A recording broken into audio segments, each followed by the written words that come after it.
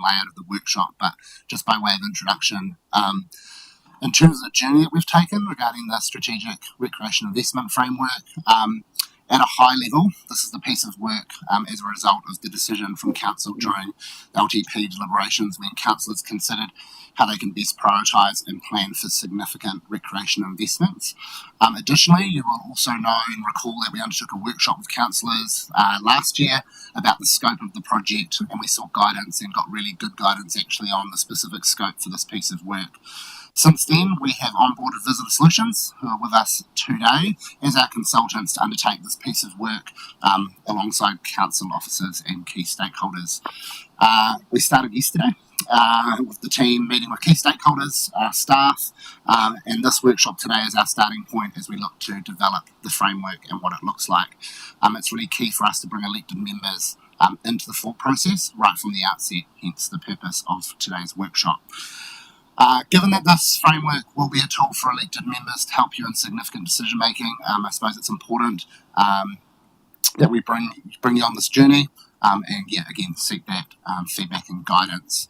I just want to also just signal that the intent of the workshop today and the way that it has been designed is not to delve into site-specific or project-specific projects and more of an opportunity to help with the design of the framework as a tool itself. I won't say much more because I'm going to hand over to Andy Adams and Anita Coy-Mackin, who are from Visitor Solutions. They'll be guiding you through the workshop today, and of course, if need be, myself, Brent or Lacey will jump in and can help out. Over to you. Kia ora, thank you very much. So, in case you, my name's Anita Coy-Mackin. And so one of the team from Visitor Solutions. So I'll be doing the first little part of this. Well, I'll go through a couple of little slides and then we'll pause and take some questions and discussion, and then my colleague Andy will be taking us through the second part. So this presentation workshop is twofold. So the first part is that we wanted to just sort of lay the groundwork again about and informing you about why are we developing the strategic recreation investment framework. Got to keep reminding ourselves as the order of the words. So just giving a bit of that background context. What will the framework help us answer? What is it going to look like? Because I think that's always when it gets, the rubber hits the road. So we can start to understand what it's going to do, and then how we're going to go about developing it. So that's the first bit that I'll cover off today. And then the second part, which Andy will take us through, we'll be looking at the scope of the works and the intended direction of the framework, and then also starting to have some conversation with you guys around the values and the benefits that is really going to sort of set the foundation for the investment framework. So in terms of your approach to these workshops, so there's a know element in terms of knowing what we're doing, why we're doing it, and how we're going about it. And then there's a doing aspect in terms of getting your feedback and input into making this a really living and useful tool that it's going to do the job that it needs to do. So in terms of the background context around this, as sorry? We just take a step back. Sure. Maybe introduce Visitor Solutions and how we are in this position today, and I suppose just a bit of background information about who you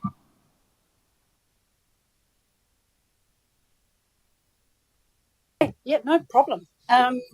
So, as I said, we're from Visitor Solutions.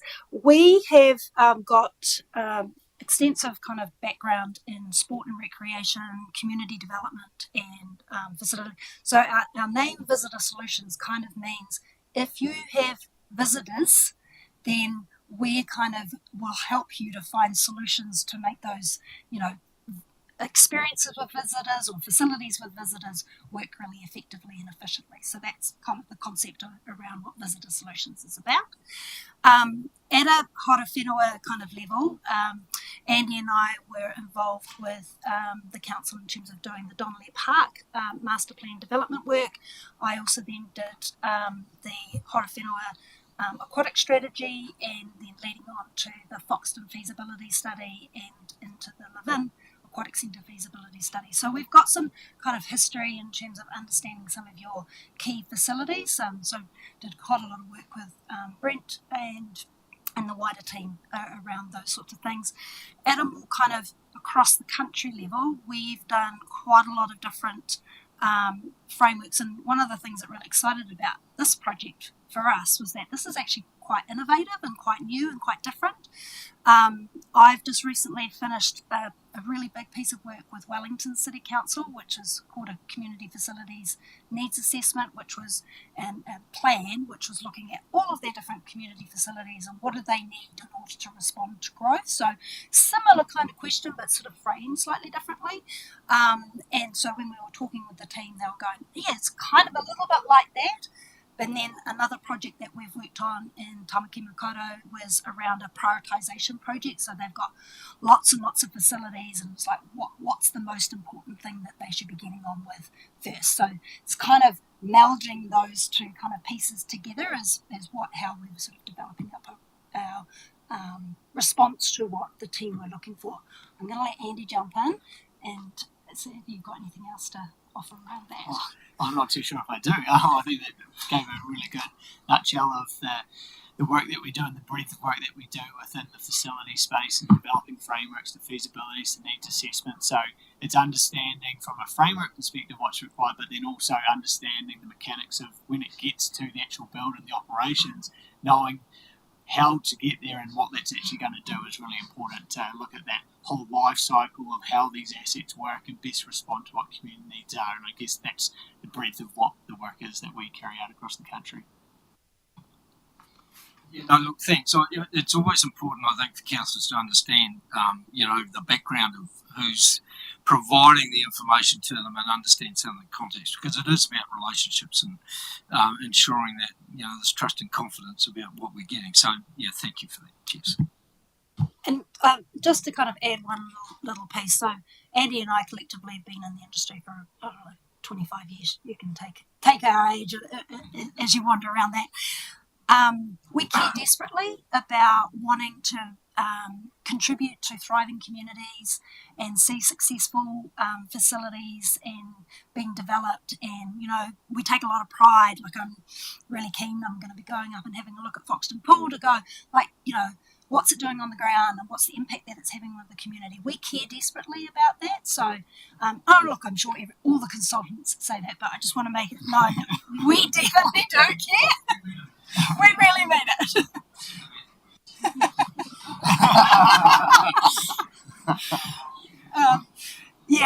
And I think we want to apply but in saying that, we also know councils are under ever more increasing kind of financial kind of challenges and stress.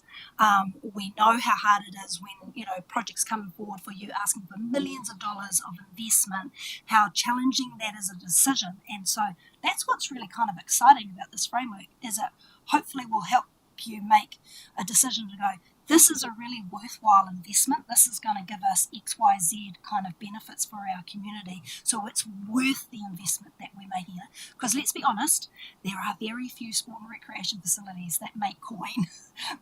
They will cost us more. The value is in the social benefit, the community outcomes, the health benefits, all of those things. That's where they really pay their dividends. And it's hard to tangibly kind of put a dollar figure on that.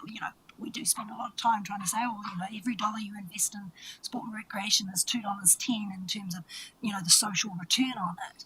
But what the framework is going to help you do is actually go, we're investing this because it's going to give us this, this, this, and this, and therefore it's a good decision. Or it's not going to give us those things, and it's something that we don't need to do right now. I think I've stolen a little bit of my thunder. Any other questions around that before we move on? Oh, okay, cool. So, in terms of the background context, as Mark was saying, the need for a strategic recreation investment framework arose from your long-term plan process to help you determine what investment is required to shape future sport and recreation assets across the district. So looking at your fantastic plan on the page, in terms of, enabling that growth, and you are obviously planning for a lot of growth to come into the district, and that is already kind of starting to happen already. And it's right, what's the appropriate sport and recreation facilities that you need to order to respond to that growth, but also to meet your current community kind of needs as well. So helping you to inform around your next long-term plan, kind of key decisions around, where are you going to need to be putting your investment. I think it's really important to say, and I stress this a lot, that this framework has to sit within the context of all of your other framework. It needs to talk to and be talking to all of those other things. So we're very much looking at all of the work that you've already done in terms of your Horowhenua 2040 blueprint and your long-term plan community outcomes, and all of the things that you've already kind of put in place and written, like taking all of that and being informed by all of that.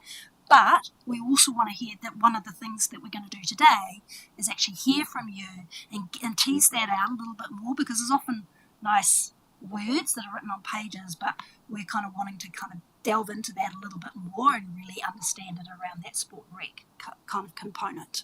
So that's kind of where it kind of sits in the strategic context. So in terms of the actual framework, we often think it's really useful to say, what are the key questions that this document is going to, in this project is going to help us answer? Because we often find it's really useful to just come back, are we answering those questions as we're doing the work? So we defined, in our proposal, we defined 5 key questions that we understand that this framework is going to answer. So the first one is about, why are you investing in sport and recreation? What is it that you're trying to achieve with your investment? How will you approach making your investment decisions? So, there's what processes do we need to go through? And then there's an element around what investment is required in terms of, what types of facilities and the scale and things like that. Where is it required and when is it required? Because obviously those are the things that are going to really influence into your LTP. So reflecting on, that's what we're trying to kind of answer and what we're trying to see. We recommended that there's 3 key elements to this framework. So 3 key outputs of what will it look like.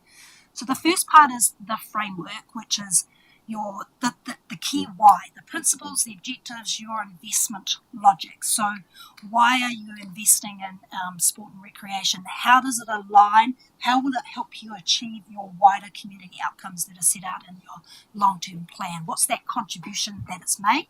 So we often use the word investment logic, which is like, if we do X, we're going to kind of get to Y, and then that leads us back up to our community outcomes.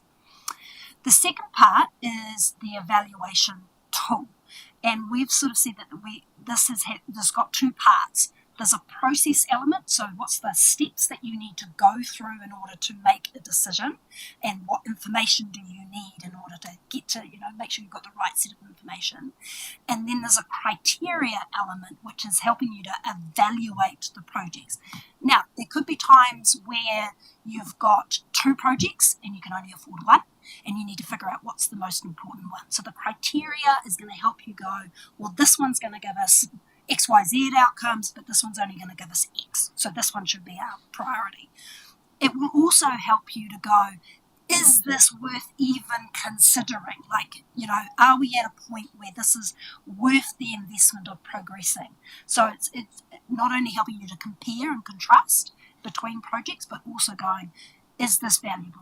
Do we actually need this? Because at the end of the day, we can come up with lots of ideas, and there's always an element of kind of need around them, but it's around, is this really worthwhile? Is this really going to give us the outcomes that we want? Because we can always have pet projects and things like that, but we really need to have that clear framework to help us go, this is really valuable, we really need to do it. The third part is some key moves. So one of the things that we picked up from the discussions with Mark and Lacey was around understanding what, where, and when is needed. And we know from all of our work that there needs to be an element of analysis to help inform those kind of decisions. So we're suggesting that the framework has some key pivotal moves based on the information that we've got available of what do we need to be looking at, where, when, and why, those things. So it kind of gives you a start of an action plan to kind of put the framework into action. I think I want to emphasise that the framework is a living document. It's not an endpoint. So it's not one of those things where we write the plan, write the framework, it looks all lovely and it sits on a shelf and we never refer to it. This is something that Mark and Lacey are going to have absolutely thumbnailed on their desktop. They're going to be referring to it when they're going, does this kind of measure up? Is this kind of worthwhile for us to be using? We see it being used when they bring in projects to you. They'll be running the projects along against the framework to say, hey, we've measured it, we've looked at it, we've gone through this process, and this is how it all kind of measures up. Yeah, just a question. This is very much looking towards the future, and so my question is just around, does the framework contain or build upon essentially like a stock take of what we've already got, and is it optimized, is it efficient, is there opportunity to streamline, rationalize, whatever word you want to use? Yeah, so because I think that was always the starting point I was looking for, to actually understand, what's the current state of play, because then the investment decisions build off what the current state of play is. Yeah, 100%. You can't figure out where you're going unless you know where you are right now, right? And so, and in these times of when resources are scarce, we need to make the best use that we possibly can out of what we've already got, what we've already invested in. So 100%. That's why those key moves are really, really important. We're going to talk about it a little bit with Andy, but it's about focusing on some key strategic assets that we've got and what we kind of know and information around them already, which is kind of like that stock take and a bit of kind of where are we at now, to help us to inform some of those key moves going forward. Does that answer your question, Councillor James? I suppose just not wanting to jump in, but I just want to make sure that councillors are comfortable with that top section of the presentation around those questions, making sure that we're still on track with what elected members want us to focus on in terms of what this framework does, and I just want to get a sense from the table that we're still on track. Yeah. Cool. Thank you. And I'm going to make sure I put that on, which is around the relationship with the integrated growth program. I think that should say at the top. So obviously, you're going to be going through a significant amount of growth over the next extended period of time. And there's a really, really important relationship between the integrated growth program and this framework. But I also just want starting on the foundation of where we are now. So it's not all about growth. It has to be kind of started on the foundation of now. There's three elements to growth that are really pivotal to sport and recreation. So the first is, well, how many more people are we talking? The second is, where are they going to be, and where is that growth going to be occurring? And the third part is, and who will the people be? Because from a sport and recreation perspective, what a young person needs is quite different to what a middle-aged person might need, to what an older person might need. There is also ethnic differences and all of that kind of stuff. So we need to have a really good understanding of what might be coming into the future and how our current facilities may be able to respond to that, or how they may need to be evolved in order to respond to that. So that's the bit that kind of feeds from the growth program. But equally, sport and recreation is part of what makes a community a great place to live, play, live, work and play. So we need to be providing information back to the integrated growth program about what type of sport and recreation is going to be needed to support and respond to growth. So there's this really strong interrelationship between the two projects so that we are enabling growth, responding to growth, and delivering on growth. And I hope that kind of makes it clear. But one of the things is we don't know yet what we don't know. And as we go through this project, we're going to learn things, and this will evolve, and we will kind of understand more about where we're at now, where we might be going into the future, and what might be needed. So there's elements of the framework that we think probably look a little bit different to how we think today. And that's completely okay. That's part of the process and responding to the information that we have as we go through it. So I'm going to pause there. Can I just ask a question? Yeah, hey guys, thank you both. That interests me. I suppose because one of the things you started with is we need to do an assessment on what we've already got. And part of that assessment should be really broad in terms of the types of sports and recreation things that we have, because some of our facilities don't currently facilitate all of those activities. So it's that opportunity to find multi-use, blah, blah, blah, and all of that. I get that. The part I struggle with is when we talk about growth, because are we doing that based on assumptions? Are we doing that based on facts? Because even if you bring 10,000 new people into this district over a period of time, how many will actually be engaged in any of these activities? So for me, I need a sense of how you collect your data and how you apply the data to forecast. And the other thing is current users of sports facilities and groups. We just don't know how many are out there. And as you said, you've got junior, middle-aged, elderly activities all over the place. So I get the reasoning of the strategy, but I'm really, I'm trying to understand. Hopefully, as I'm talking, you're getting a sense of what I'm trying to raise. I don't know how to put it in the right words, but I think there's a much larger piece of work, because I think growth comes after, the alignment of growth comes after the analysis of what's here. That's just me. I don't know about others, because otherwise I'm just using hypothetical numbers, and next minute I could be getting told that I need this facility out here, and I need a new one here, and I need a new one there. And one of the things I raised earlier today in a completely different situation was actually the lack of use of our schools. And I get why, don't get me wrong, and I don't want to interfere in that and safety of our children in our schools. I get it, but it's just these massive resources that sit out there around our districts as well, as they're so underutilised. It's about how do we unlock other things to support other activities. So I just wanted to say that when I saw that frame. So thank you. You're speaking to the converted for the first part. So we're heavily invested in data and robustness of evidence to be able to inform decisions. So absolutely, and this is why we put our proposal in, is that it's very difficult to define what you might need in the future, or even what you might need now, unless you know what I was saying before, unless you know where you are. Like, what condition are your facilities? How well are they used? What catchment are they serving? What type of profile are there? What are the things that are doing really well? What are the things that they're not doing really well? Unless you understand all of that, it's very difficult to then go, and this is what our facility then needs to be, or we need to develop it this way or that way or whatever.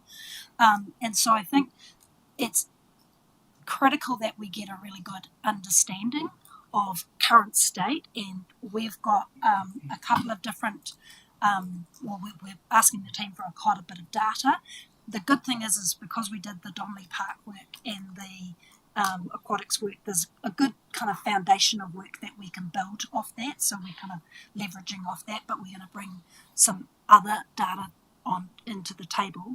And to answer your question about the future and all of that kind of stuff, yes, there is going to have to be some assumptions, but we do quite a bit of modelling, which is sort of founded in the facts of like what proportion of our community are engaged in different types of activities or utilising different facilities, and then doing kind of, looking at how that might then, what the trajectory might be into the future.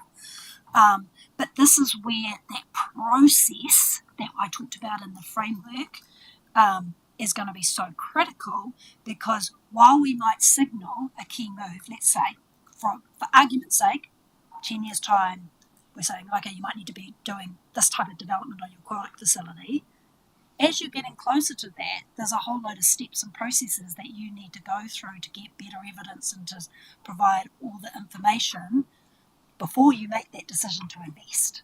So that's where there's the process element as well as the framework element. Oh, sorry. Just subsequent. Sorry, Sam. Just to follow, I get that, and I suppose the other thing, I suppose why I raise it the way I do is because, and I did speak earlier to Monique about it, actually, just some thoughts I had.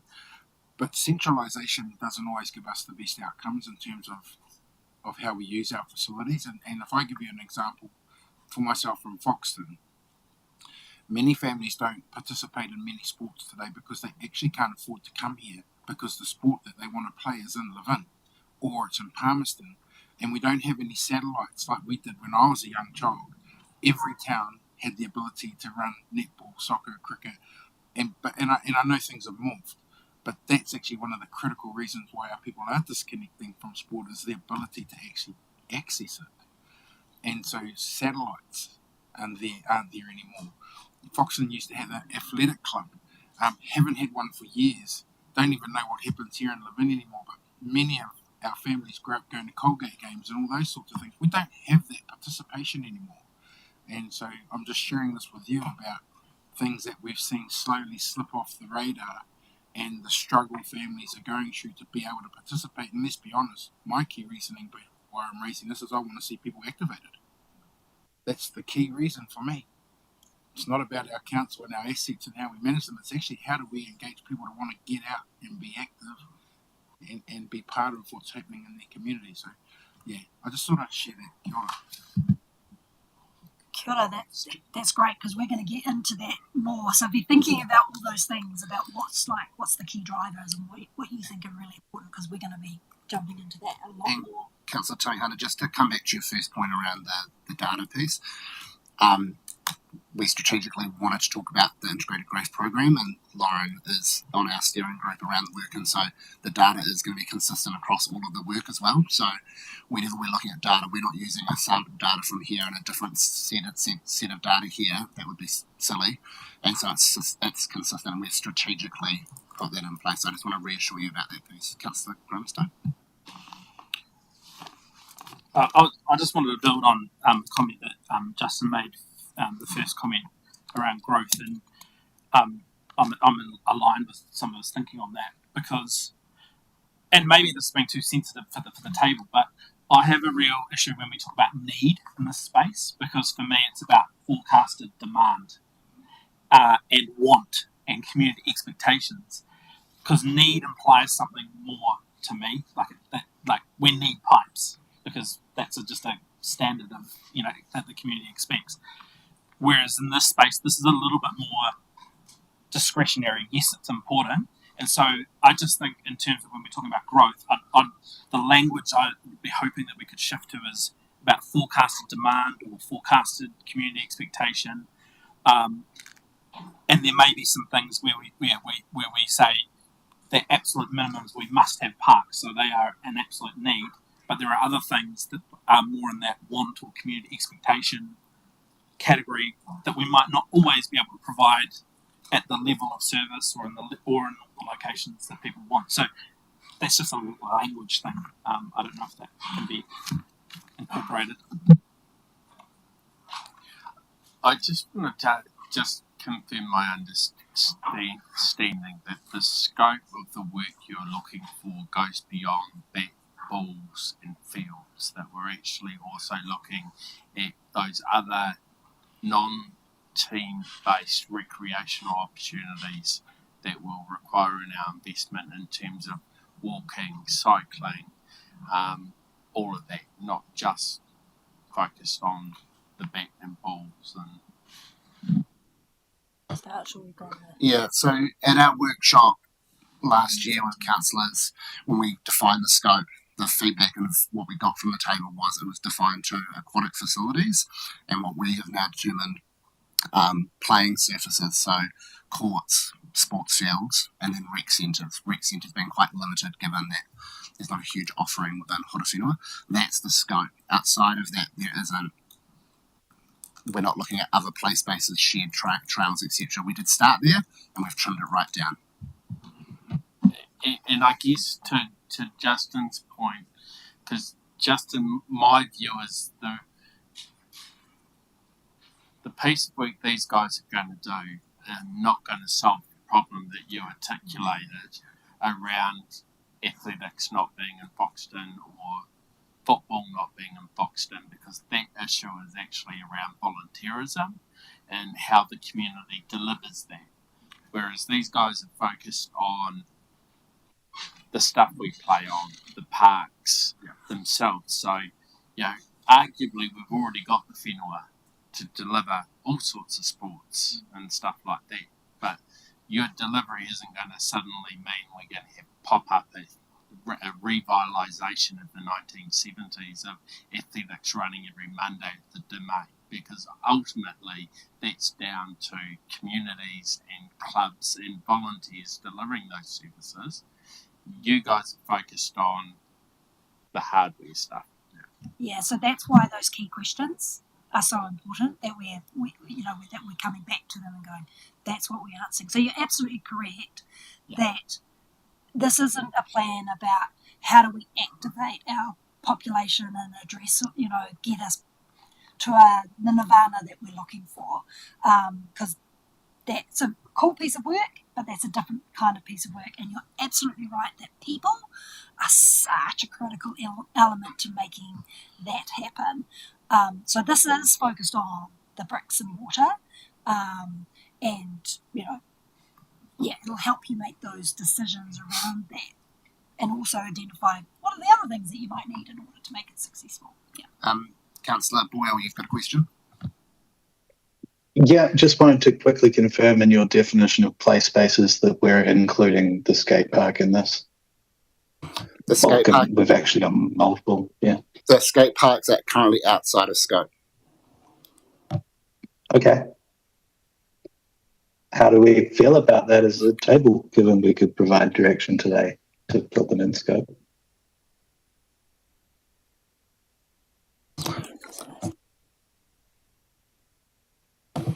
Sorry, Councillor Boyle, I'm just thinking over your question. I think so. The reason it's outside of scope is we were talking about sports fields, I think, is the key thing, and then as we've defined that more, we've looked at playing surfaces, and when we've talked about playing surfaces, we've then looked at courts, because we know that courts is a conversation that comes up quite a bit, outside of obviously aquatics, which we've already talked about. That's hence why it's not in there. This is where the conversation with councils is really important about scope, because and kind of we discussed it at the September workshop is, and I think you may have potentially just described it as play space, and that's where you start to go, what is play versus recreation and sport? I'm happy for the table to give some guidance on that, but that's the journey of why you won't see skate in this at the moment. Rogan, I suppose because we've committed to maintaining the skate park in its present position with the town centre development, I'm wondering why or what we could do in this as part of this framework development that would be any different from what the skate park provides already. Well, with this being a district-wide strategy, we've actually got skate parks in quite a few of our smaller towns. We've got a skate park in out at Waitarere Beach. There's kind of one. There's at least 4 more. There is also a disused skate bowl at Kennedy Park. There's assets we have in the community that should be capitulated somehow. Skateboarding's an Olympic sport now. So, by the logic of judging sports, it meets the criteria.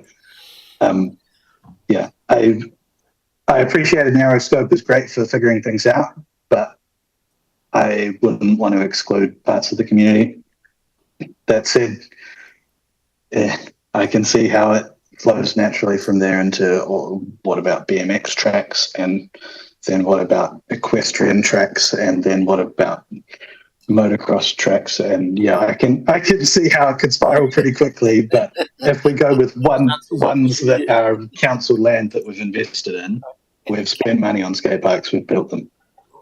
Councillor Boyle, what I'm wondering, and maybe it would be good for the table to give a bit of a steer on this, because as Mark has articulated, in September last year, rightly so, you reduced the scope, and part of the narrative at that time was, as elected members, you were worried that this would become bigger than Ben-Hur, that it would take 7 years for us to actually be helpful to you to make decisions. And so without not saying that the skate parks aren't important, Rogan, but if you as elected members had confidence that the framework that we build was set up in a way so that in 6 months' time when it lands, and we're in a position to then think about the next layer of assets, so whether it's play in parks, or whether it's campgrounds, or whether it's shared pathways, that we've set this up in a way so that we've done the heavy lifting on the framework, and then we can just apply a different lens of asset to it. Would that give you a bit more assurance about the process and allow us to work with the scope you've currently given us? That would give me the assurance I need that this isn't the end of the work, and that we will get to covering those things. And I do appreciate that reminder that when we asked for this, we wanted it narrow because we needed this information for a pretty specific set of projects that are coming up. And while the skate park discussion has been kind of brought to the forefront with the town centre development, I can appreciate that leaving that out and a whole bunch of other things is probably a solid move to get us the answers we need sooner for the decisions we've got to make now. Awesome. Over to you. Great. So I guess if we just bring one of the slides forward a little bit, because I think that'll probably reaffirm, I guess, where we're currently landing. I think here is that, I guess, firstly is this isn't a strategic document, so it's not setting out strategy in and around particular facility types. It's the framework that we'll then assess through. So in the future, for the use of this particular framework and tool, prospective projects and opportunities that arise will then be able to come through them as you've done the analysis and as information comes through. So this should be seen as a living tool that enables you to respond to things as they come through, and as projects evolve you do more analysis, because you may go, oh, that's a really great opportunity or something that we should be doing, but then when you start doing more analysis and they go, actually, that's not the solution or the way that we should be trying to achieve something. And then you need to actually assess it based on the merits of where it is, because that's really important to make sure that it's really relevant. So when you are starting to make those investment decisions, you are doing it on the best available information and data to make sure that you're getting the right outcomes at the very end of it. So this is meant to be something that is evolving, doesn't have that endpoint that Anita spoke to before, and to make sure that we're going to get the right outcomes at the end.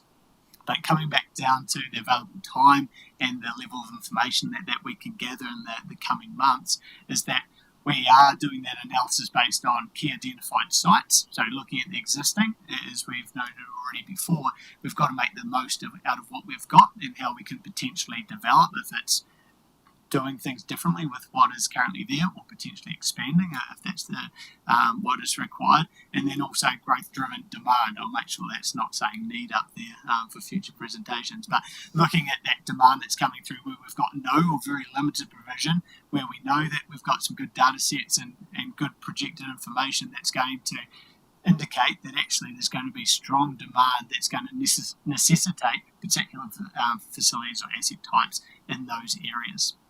And then that's going to lead through to the key moves of going, what is going to be required, where and when.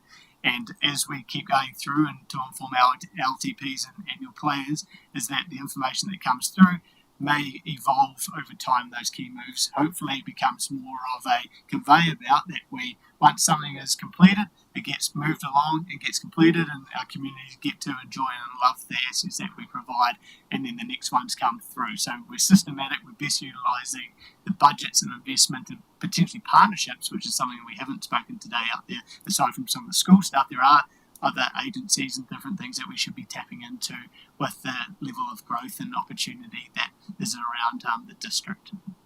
So hopefully that sort of clarifies where we're sort of going to. I think we naturally landed there, but that was always the intention of what we were putting together. So if we go backwards slightly to go forwards, is how we're going to be developing this framework. So as we said from the very start, we are right at the very start of this particular project. So starting off with the workshop with where we're here today, and then getting into the engagement where we've started having some key stakeholder engagement. We're going to be moving in through Horowhenua engagement as well, understanding the background context of where we are and understanding the information that we've got on our current asset types that we're going to be looking at, and then commencing into the needs analysis. So gathering all the information that's going to actually help with some of this decision making as we put it through the framework and the evaluation tool. The needs analysis part will extend over a period of time. So by the time we come back for our next workshop, which will be in early April, we intend to bring the framework and the evaluation tool to flesh that out with you and see how that's looking as we go through.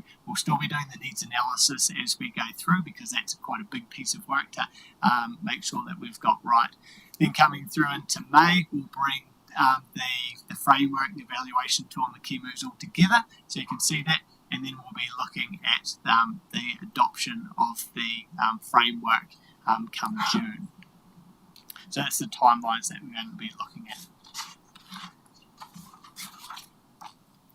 So the last part that we want to workshop with you today comes back to something that Anita mentioned at the very top, but then also things that have come up in discussion around the table today. And that's understanding the outcomes that we want to achieve from our investment.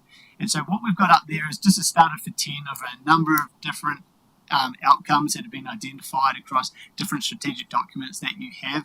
Then also some others that we've pulled across nationally, the projects that we've worked on as well. They're not limited to those, and I'm sure you'll have others as well in mind that you probably want to bring to the table. But what we want to understand is what you actually want to achieve from investment. So when you are looking to make investment decisions, what are the key things that you're trying to get from that investment? So if we take it to the district level and we start thinking about sport and recreation, what are the outcomes that you would like accounted for when we're starting to shape this whole framework? Because we'll be taking this sort of information and that's going to be sitting at the top. It'll link back in with your strategic documents and what you're looking to achieve, but it's going to help then flesh out down through the process and into the evaluation tool how we're going to land on those investment decisions. So we sort of just want to open it up around the table to hear from you directly on what outcomes you are seeking from investment into sport and recreation, using some of that stuff as a bit of a starter. Yeah, I'd like to see probably under that leverage for the funds partnerships, but also the collaboration. We have a lot of some great sports fields, etc., in our schools. And I was wondering if there's any space or any work going on in this space around collaboration with, if we identify, particularly in growth areas where the student community, investing in big new sports facilities like that. We have a lot in our community already. And I think about across the whole Horowhenua, where a large part of the schools, for whatever lots of reasons, don't play the sport they used to. So their fields, their facilities don't get used quite like they used to. And I know some schools are actually, I can name a number of them, they're actually pulled away from doing sport at all for different reasons. Like, it can be their staff aren't trained in sport, they don't deliver sport, parents are finding it hard to do it. So I just wonder, I just believe there's a big space there for collaboration with schools, boards of trustees. You imagine the cost share it could be of maintaining sports fields for public use. I know a lot of schools, from being on boards of trustees, a lot of schools are open to that. It's just how do we have that conversation, really. So I just like that built in the mix here somewhere as a consideration, if possible. Yeah. The thing for me is, first of all, deciding what is council's role in terms of this providing this sort of facilities or directing, what happens. I think we need to understand that because obviously the pressures on us in terms of economic constraints and those sorts of things means that we cannot do this with our community. And so we've got to, I think, really focus on what are the expectations of council in this space. And while I've got some real, sort of views in terms of the community wellbeing side of things, there's a heck of a lot more to it than just that. And following on, creating those partnerships that enable us to be able to provide some of those things is pretty critical to me. And I think perhaps this is following on from Mayor Burney, but the idea of being financially sustainable, sort of as a bottom line, but could also pose that as a question, is what do you mean by financially sustainable? I think I have a view, but I just want to hear what you mean by that. So I guess in terms of the network is making sure that there is the financial pressure, and I think Anita mentioned before that it's hard to get the cost recovery so much on it, so there's always the other side, but it's making sure that we are best utilising assets, that we're not having surplus things elsewhere, that we are doing operations and maintenance on, where we could be potentially consolidating and doing different things to get more of a return for the finances that we're getting. So from a network perspective, that operationally we are financially meeting the needs across that wider network. So if we look at sports fields, for instance, as going, do we have the right number? Are we making sure that we are optimising the use of those? Or have we got things that are surplus that we're investing in, but we're not actually getting the return on? And sorry, can I just add to that, Deputy Mayor Allen? I think the other aspect for us from a council perspective is when we are posing these projects or facilities, ensuring that it actually meets our finance and revenue policy within council and our policies within council as well. So being really clear up front around actually what is that return and are we going to meet our expectations, our financing expectations? That's, I think, the other piece to that finance piece that helps answer some of that. Yep. So just feedback then from me. I think that's got to be locked in as a sort of a basic thing. Also, I do like the idea of the high participation box, because if we're not getting a return in terms of the social investment part of that, then you have to wonder about the worthwhileness of it. Just something that popped into my mind, could be completely wrong, but while we talk about our facilities and that, I suppose one thing I've never really heard us talk about is asset worth. So, correct me if I'm wrong, but land doesn't devalue. Buildings do if they're not kept in good conditions. But how do you find, does that matter in this process at all? I mean, we're trying to say, I'm hearing around the table, we want to be able to deliver things to our community that aren't continually costing council and ratepayers to facilitate, but does that add into the equation at all about the land value and use and all of that sort of stuff? Because I just think land's not going to devalue, so the council asset in that regard is always going up, but it's how we maintain what's on it gives you that more holistic view of what the asset's worth, I suppose. But do we delineate between the land and the buildings type of thing? I guess, Councillor, I'd like to understand how, what do you think that the value of the land should play in your making decisions into the future? Because you can kind of look at it from a couple of different perspectives. You can kind of go, we're going to land bank because, we know we're going to grow and we're potentially going to need this. Or you could go, well, look, we can realise that value to be able to invest, and that's going to give us social outcomes out. So I'm really interested to hear if you were making a decision, what role would that play in your decision making?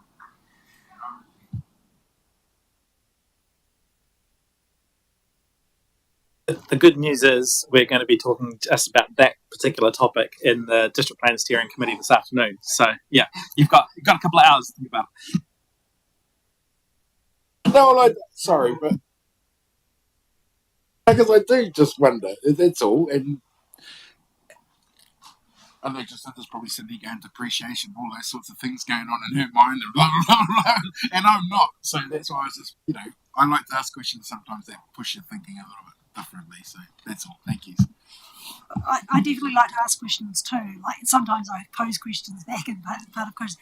Can I do one of those posing questions back? I'd really be interested to hear from the mayor around. I think you're absolutely right. Defining council's role and what are the expectations. Do you have a view on what you think council's role and what you think your community's expectations of you are in terms of sport and recreation? Sorry, Tim. Yeah, no, look, and it's a very wide-ranging sort of subject, but the role of council in providing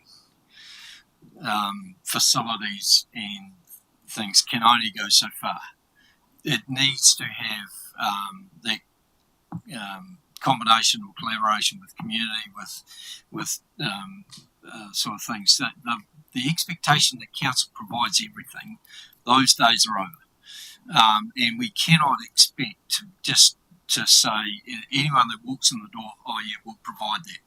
I think there needs to be, and we've got some good examples here of different things like the Foxton Rugby Club, who are, gathering community together to try and do things like that. Now, council can enable, facilitate, provide support in that, but how far do we do in that sort of space? And the local government sector is going to go through some transformational change over the next 3 to 5 years in terms of if we don't have local water done well, what happens to roading, what are we going to do and how far do we go in providing those community wellbeing things?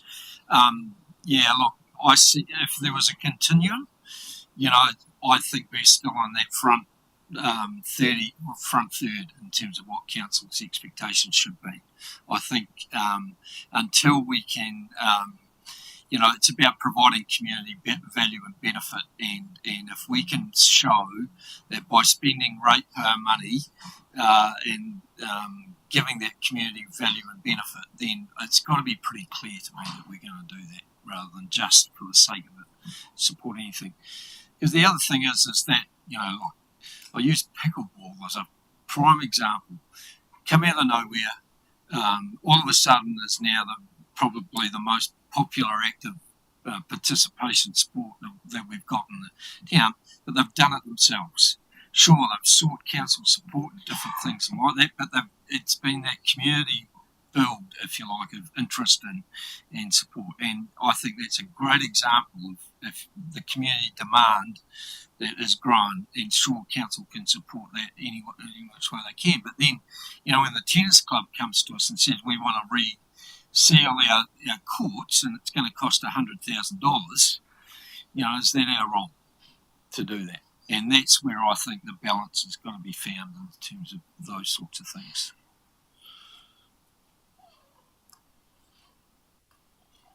Sorry. I get the piece I wrote down, and that's a good segue in terms of I wrote down fundamental over fads.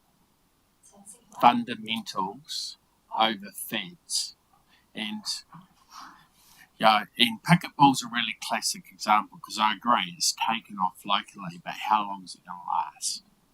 Yeah, it's potentially a fad. It may not. It may continue to grow. So I'm really keen for us to focus in on fundamentals and looking at reflecting on emerging community trends. That makes me feel a little bit uneasy that we're going to go chase a fad. So I'm not too keen around there. I'm really keen for us to, I guess, from that financial sustainability perspective, make sure that I know that you've quoted our growth strategies, but also our destination management strategies, really keen to tap into, because sports and recreation in those facilities could be a significant draw card that we may want to chase, which is then going to make being able to provide those services financially sustainable. So when you look at the model of, the Hawke's Bay over January, 30 days of cricket with their participants, with their families, all staying across the Hawke's Bay at the price of those hotels, the value of that investment into the economy for that 1 month, one sport. And potentially in our district, there will be an opportunity that exists similar to the economic benefit that the golf course, not the race course, or how it would potentially deliver to our community. So I think the piece would be to keep that destination management piece and how it aligns and what the opportunity looks like and what level of investment to capture that opportunity could look like. Because we could quite easily talk about the, what's it called at Shannon, up at the dam with the white water. Mangahao. So a facility like that is, well, what's the opportunity there that we can grow on? We've got some examples in terms of community-led initiatives like the Halliwell Trust. You know, the hockey turf international standard, is that there because of council? No. It was a community-led and delivered project. So, yeah, I agree with Bernie that council isn't the end deliverer of everything when it comes to sports and recreation, but really keen to make sure we've got that destination management as part of what we're thinking about. Could I just tease on that just ever so slightly, because we were talking about that yesterday in our statement, because we saw it's actually mentioned in quite a number of your strategic documents around the tourism economic kind of angle to sport and recreation. And it's interesting that you bring up the Hastings model, because we've done some work over in that space. So yes, it generates all this families coming in, spending in the hotels and all the food and all of that kind of stuff. The asset still costs the council to deliver. So I think one of the things we need to kind of, when we talk about, and this is where the financial sustainability piece comes quite challenging, it's still costing the ratepayer, but when you look at the overall economic value and benefit, it's a net gain.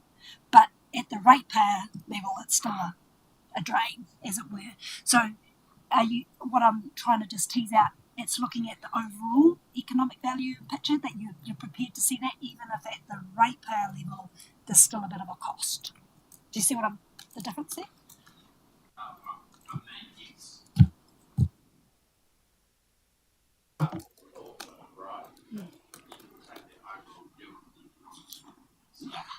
Yeah. There may be differing views, but for me it's the wide picture and overall benefit, not just on cost to taxpayer. And yeah, I just wanted to pick up on that point too, because an example that immediately comes to my mind is actually Te Wānanga Orokoa in Ngāpurapura, which has an incredible gymnasium, and that's straight across the road from the Wānanga, and then you have a school beside the gym as well. So I just picture that as that's how it's sustainable, because they've built what they need at the place where they've got the most people resonating and moving, and we sort of have that here. When you think about Horowhenua College, the swimming and aquatics and all of that, but we actually don't have that in our facility to carry out the function of perhaps of like what Ngāpurapura does in Otaki. So I'm not sure if you know the place, but it's certainly worth looking at how they operate and make that self-sustainable in the way. Maybe there's a whole lot of funding that comes in by having your own netball team anyway, but anyway, however. I'm just mindful of time, and because I know we're wanting to move on to the next presentation, so we might, if there's any other questions on this or comments. Do you want stuff just by follow-up email? Because yes, a few points. Good point, Councillor. If there's anything, because I'm mindful that we've thrown this at you today, if there's anything else, please feel free to flick it through. I'll send out an email with these, just as a capturing what we're kind of asking, and then that way you can come back to myself or Lacey. All right, just quickly to wrap things up, we sort of spoke about what the next steps are anyway, but we'll be bringing the draft framework and evaluation tool through to you around about the early April. So that'll bring through your feedback today, but then also any post-email feedback that you're able to provide. We'll factor that in. We'll bring through your strategic context side and other best practice things and things that we've been involved in over time, and then we'll workshop that with you in the next month or so. Cheers. Yeah, if there's anything else, councillors, I just want to make sure that councillors are happy with the direction and we're all on track. Just one thing that was picked up on what Clint was talking about fundamentals. Is there anything that we could have in the mix around benchmarking, or how other councils might have defined what it is that they back, what they don't back? Like, do they have tiers? Tier 1 is sports that they invest in. Tier 2's stuff that's like, I don't know. Is there who's doing it well and what can we learn from them? Just one of Dave McCorkindale's good sayings. Yeah, we can certainly bring some background context. So when we bring the draft through what we think is suitable and applicable for the district, we can show some other good best case, well, I won't say best case, but some good practice type things from what's happened around the country and how that could look for here, but making sure that we obviously have a flavour of Horowhenua. Just one thing, just to pick up in terms of like those emerging trends and things and potentially being uneasy. If it was framed to be flexibility to ensure that the facilities have flexibility to take on emerging, or because sometimes the things that are fundamental now are actually declining, and so it might get to a point where actually we need to pull back on that because it's not quite the level that it used to be, that the flexibility may need to factor in emerging things as well as things that are declining, and making sure that it's best reflecting what that community demand actually is. Would that be a different way of looking at it? It's good. Yeah, definitely. The other bit I assume is that you'll be incorporating Sport Manawatu too in these discussions in the slightly wider regional look, rather than just focusing on this district, because I think that's quite important as well. Sorry, Mayor Bernie, that's a really good point. Absolutely. We met with Sport Manawatu yesterday. They'll be part of the steering group, and Hiraki Tour, which was the strategy that you endorsed last year, December, will be taken into consideration as the team develop this piece of work.